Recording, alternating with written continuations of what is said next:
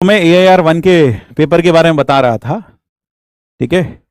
तो हम जब सतपथ जगवानी की नोटबुक देखते थे ना, पेपर एक है आम पेपर बेस्ड टेस्ट की बात कर रहा हूं, पेपर बेस्ड, कंप्यूटर बेस्ड नहीं, पेपर बेस्ड टेस्ट की। पेपर बेस्ड टेस्ट कैसे हुआ करता था मेंस का या एडवांस का पेपर ऐसे हुआ करता था, यहां क्वेश्चंस लिखे रहते थे, यहां एक क्वेश्चन लिखा, एक क्वेश्चन, 3 क्वेश्चन ऐसे लिखे हैं, और यहां नीचे ब्लैंक शीट, ब्लैंक, यहां कुछ ब्लैंक रखा रहता, मतलब ब्लैंक स्पेस होती, रफ स्पेस कहते थे इसको, रफ ऐसे रफ स्पेस होती थी। तो पेपर बेस्ड टेस्ट वो क्या करता था, हम अक्सर बच्चों का एग्जाम देखते थे, बच्चों के आंसर शीट वो देखते थे, पेपर शीट। पहले क्या होता था, कंप्यूटर बेस्ड टेस्ट होता था। कंप्यूटर बेस्ड टेस्ट में क्या होता था, पेपर, मतलब जैसे आपको पेपर मिला और OMR शीट मिलती थी साथ में, OMR है ना, एक OMR शीट मिलती थी, पहले से ही होता था पेपर, OMR शीट मिलती थी साथ में। उस OMR शीट में बबल होते थे, वो बबल आपको पेपर पे डार्क करने पड़ते थे, है ना, इस पेपर पर डार्क करने पड़ते थे, ABCD, ये फर्स्ट का, इसी तरह सेकंड का, और ये एक शीट, क्वेश्चन शीट मिलती थी।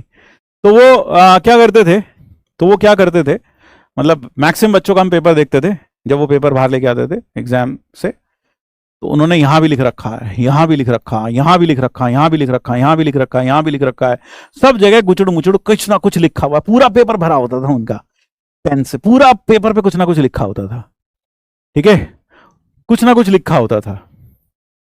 लेकिन जब हम ऑल इंडिया रैंक 1 वाले बच्चे की कॉपी देखते थे, उसका पेपर देखते थे, तो वो क्या करता था, उसमें यहां पर ऐसे करके ये 2 लाइन बनाई, और फिर ये ऊपर 4-5 सवाल हैं, बस थोड़ा बहुत गुचड़ मुचड़ यहां हो रखा है, बस थोड़ा बहुत लिख रखा, थोड़ा बहुत, खत्म हो गया। फिर ये बाकी के 4 खाली हैं, या फिर हद से 2 में कुछ हुआ, बाकी खाली। यानी कहने का मतलब है, वो इस पेपर की जो स्पेस है खाली, उसमें से सिर्फ 1 या 2 में कुछ कुछ लिखता था, बाकी नहीं लिखता था। यानी ऐसा बच्चा क्या करता था, ऐसा बच्चा जो ऑल इंडिया रैंक 1 वाला बच्चा होता है, वो क्या करता है, वो मैक्सिमम चीजें तो ब्रेन में ही सॉल्व करता है। आप में से कई लोग सोचते होंगे कि कई बच्चों के 360 में से 360 आ गए, कईयों के ऐसे मार्क्स आ गए, हम तो वहां तक कभी पहुंच ही नहीं पाते, क्योंकि सर इसको करने में तो बहुत टाइम लगेगा। अक्सर ऐसे बच्चे क्या करते हैं, वो बहुत सारे स्टेप्स दिमाग में ही कैलकुलेट कर लेते हैं, 3-4 स्टेप्स दिमाग में कैलकुलेट करके सीधा 5वां स्टेप लिखा, फिर 2-4 स्टेप और खा गए, फिर अगला स्टेप लिखा। तो जब भी आप क्वेश्चन सॉल्व करें, है ना, मैक्सिमम पेपर दिमाग में ही सॉल्व हो जाता है, मैक्सिमम।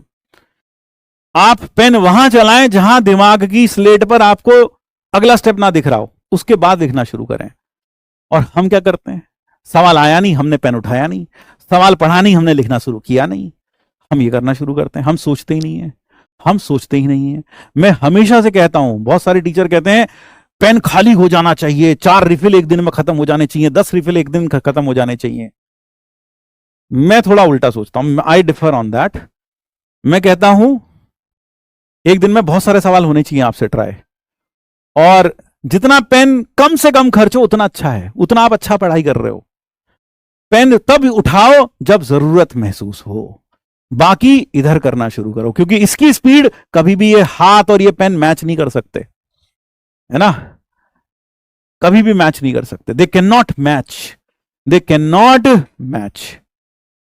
मैच। तो इसलिए आई डिफर, आई से, आप मैथ्स में स्टेप्स खा जाया करो यार, 3-4 स्टेप खा जाया करो, दिमाग में सॉल्व कर लेगा। 5वां स्टेप लिखो ना सीधा, फिर 6ठा स्टेप लिखो, फिर 2 स्टेप खा गए, फिर अगला स्टेप लिखो। तो दिमाग का यूज किया करो, इसी से आपकी स्पीड बढ़ेगी। इसी से, सर इतने कम समय में क्वेश्चन कैसे सॉल्व करेंगे, इस तरह से ही करते हैं, कम समय में क्वेश्चन सॉल्व इस तरह से ही करते हैं, ठीक है। तो इसलिए कोशिश करिए पेन कम से कम यूज हो, दिमाग ज्यादा से ज्यादा यूज हो। मैं ये बिल्कुल नहीं कह रहा हूं कि पेन यूज ही नहीं करना है, भाई कई लोग इसको अन्यथा ले लेते हैं कि बताओ ये तो कह रहे पेन यूज नहीं करना।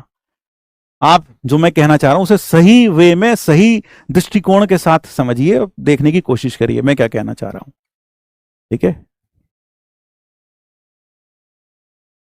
तो मैनिपुलेशंस, मैक्सिमम मैनिपुलेशंस या मैक्सिमम थॉट प्रोसेस। और एक चीज और, एक बार शायद, पता नहीं, मुझे नहीं याद है कि एक बहुत बड़े साइंटिस्ट से पूछा गया कि आपको एक ऐसी प्रॉब्लम दे दी जाए और उस प्रॉब्लम का सॉल्यूशन आपको 2 घंटे में देना है, ओके, कि दुनिया खत्म हो रही है और 2 घंटे के अंदर अंदर आपको उसको दुनिया को बचाना है उस प्रॉब्लम का सॉल्यूशन देकर।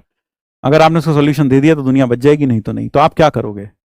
तो साइंटिस्ट ने कहा कि मैं पहले 1 घंटा या 1 से 1.5 घंटा मैं उस सॉल्यूशंस के बारे में अच्छे से सोचूंगा कि क्या पॉसिबल सॉल्यूशन है, और फिर जैसे ही सोच लूंगा मैं उसके बाद उसे एग्जीक्यूट कर दूंगा।